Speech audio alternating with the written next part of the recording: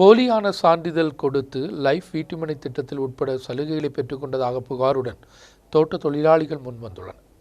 மூணார் கிராம பஞ்சாயத்து ராஜீவ்காந்தி காலனியில் தங்கியுள்ள நபரும் ஓபிசி பிரிவை சேர்ந்த மறவர் சமுதாயத்தை சேர்ந்த நபர் எஸ்சி பிரிவு என்று போலியான சான்றிதழ் ஆஜர் செய்து சலுகைகள் பெற்றுள்ளதாகத்தான் புகார். போலியான ஜாதி சான்றிதழ் கொடுத்து லைஃப் வீட்டு திட்டத்தில் உட்பட சலுகைகள் அபகரித்ததாக புகாருடன் தோட்ட தொழிலாளிகள் முன்வந்துள்ளனர். மூணார் கிராம பஞ்சாயத்தில் ராஜீவ்காந்தி காலனியில் தங்கியுள்ள நபரும் ஓபிசி பிரிவில் மறவா சமுதாயத்தில் உட்பட்ட நபர் எஸ்சி பிரிவில் உள்ளதாக போலியான சான்றிதழ் ஆஜர் செய்து சலுகைகள் கைப்பற்றியதாக இடுக்கி பிரஸ் கிளப்பில் நடைபெற்ற செய்தியாளர் சந்திப்பில் கே സുരേഷ്കുമാർ, எஸ் മുത്തുകുമാർ போன்றவர்கள் தெரிவித்தனர்.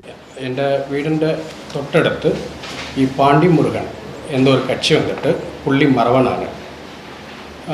പക്ഷേ പുള്ളി വന്നിട്ട് എസ്സിന്ന് പറഞ്ഞിട്ട് നമ്മുടെ സർക്കാരെയും അവിടത്തുള്ള ഓഫീസർമാരൊക്കെ ചീറ്റിംഗ് ചെയ്ത് എസ്സിയുടെ ആനുകൂല്യങ്ങളൊക്കെ മേടിച്ചിട്ടുണ്ട്.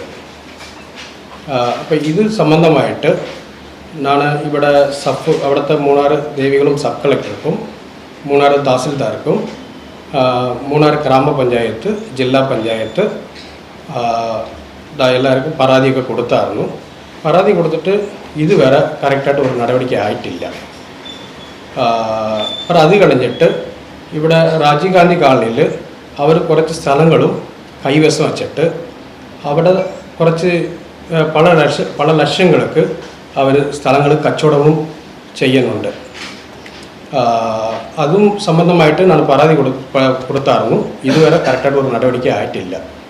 അപ്പോൾ ഈ പരാതി കൊടുത്തത് കാരണം കൊണ്ട് എനിക്കോ എൻ്റെ ഫാമിലിക്കോ ഏതെങ്കിലും ഒരു ബുദ്ധിമുട്ടോ ഏതെങ്കിലും ഒരു പ്രശ്നം വരുവാണെങ്കിൽ அது இவர் തന്നെ காரணம்.